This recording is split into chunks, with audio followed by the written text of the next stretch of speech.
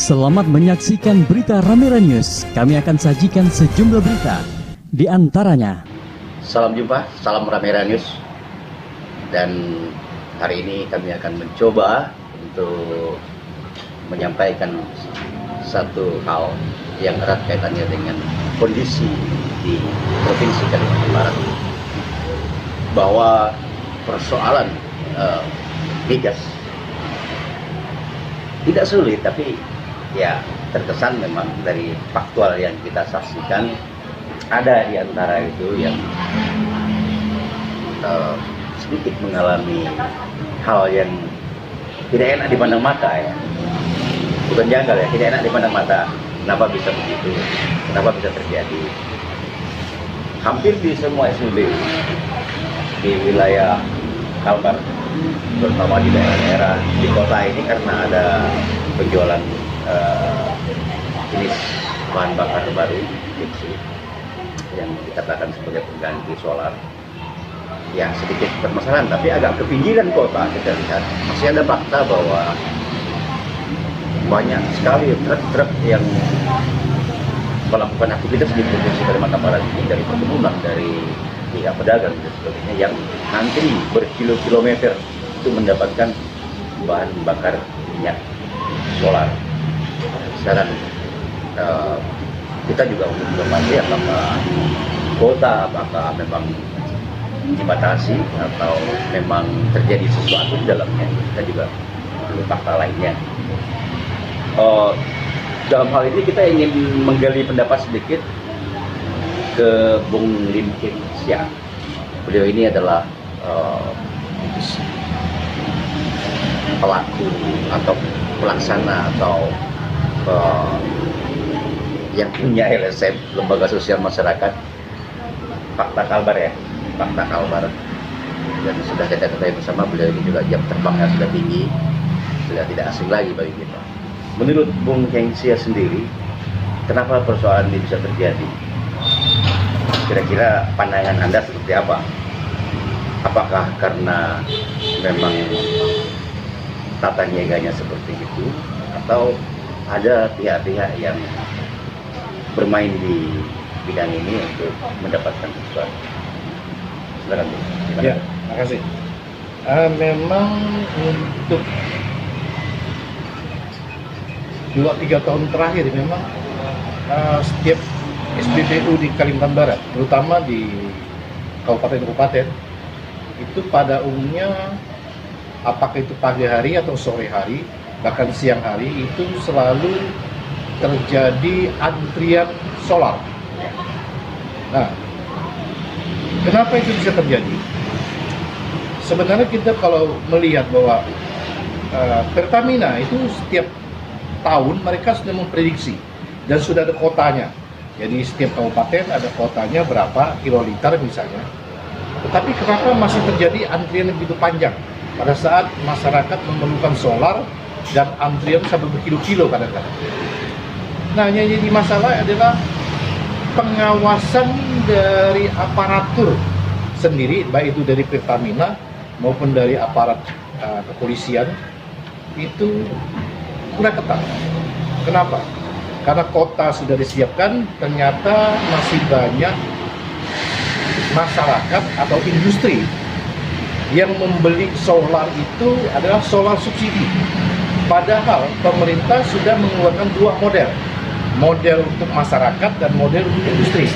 Nah, harga untuk industri kan lebih tinggi, sehingga para pengguna, terutama industri, dan industri ini kadang-kadang juga industri yang ilegal.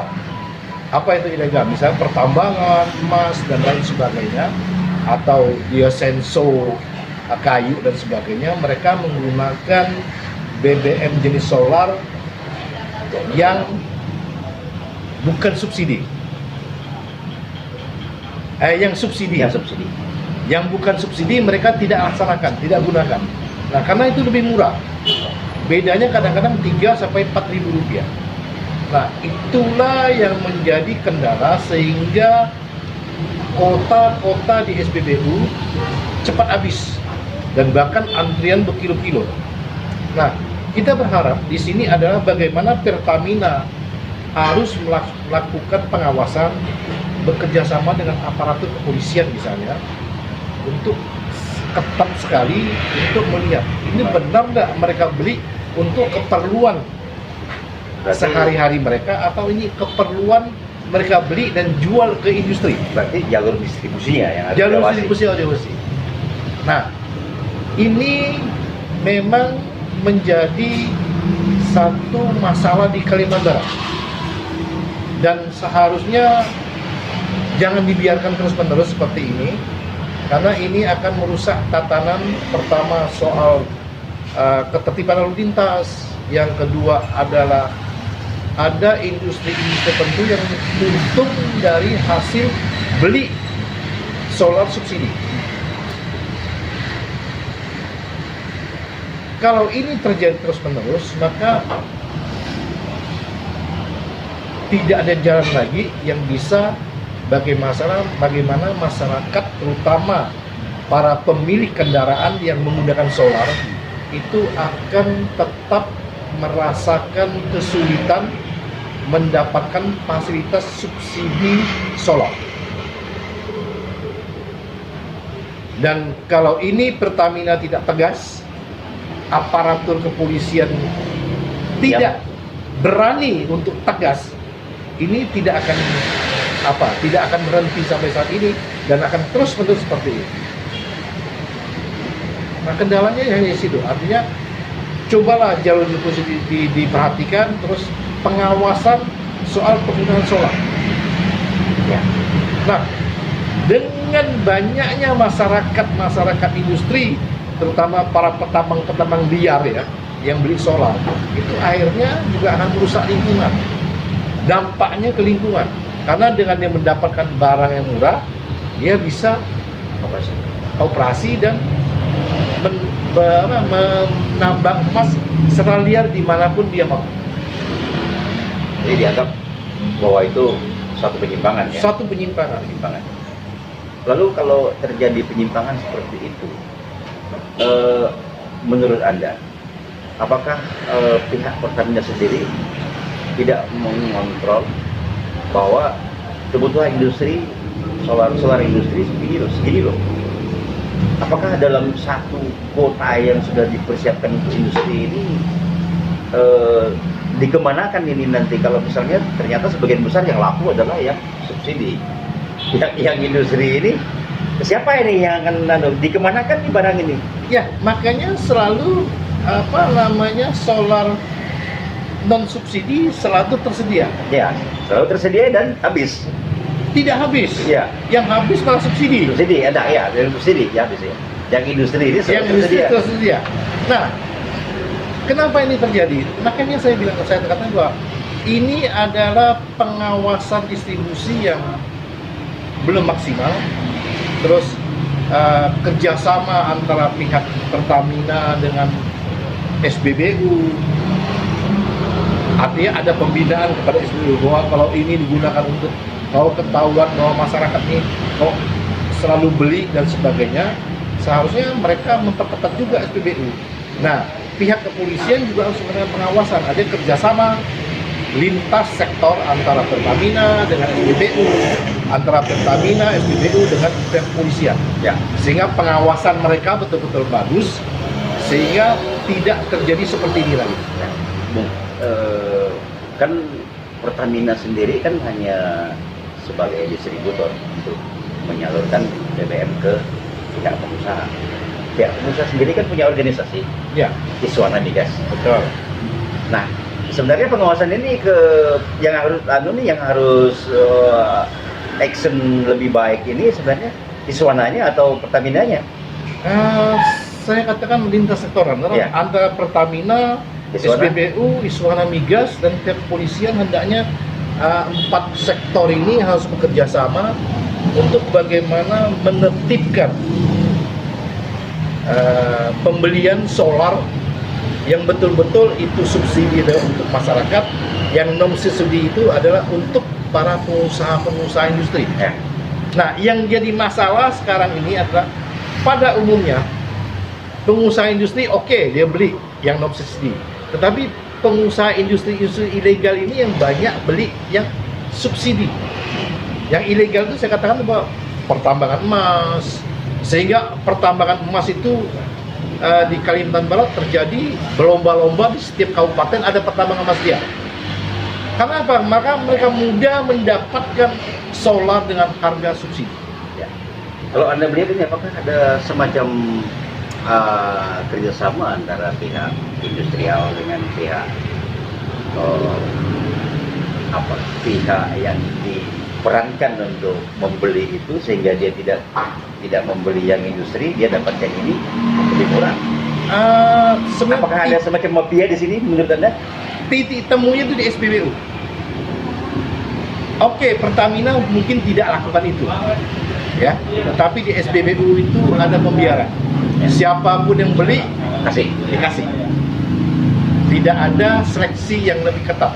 Nah, pengawasan di SPBU itu yang sangat kurang. Jadi kita lihat beberapa kali saya pulang di Sintang itu, waktu saya lihat di mana, di Sintang sendiri, di Sosok, di Tayan, di Sosok sendiri, itu luar biasa. Nah, tidak ada pengawasan. Tidak pengawasan. Jadi masyarakat datang dengan pickup L300 berdrop itu dia beli. Ya, oke. Apakah di sini menurut Anda ada semacam kerjasama penyimpangan antara Pertamina, Iswana, pengusaha industrial? Yang jelas itu letaknya itu kuncinya itu di SPBU. Ya, jadi, maksudnya ada ini katanya penyimpangan apa memang penyimpangan itu? Penyimpangan. Jadi penyimpangan itu banyaknya di SPBU.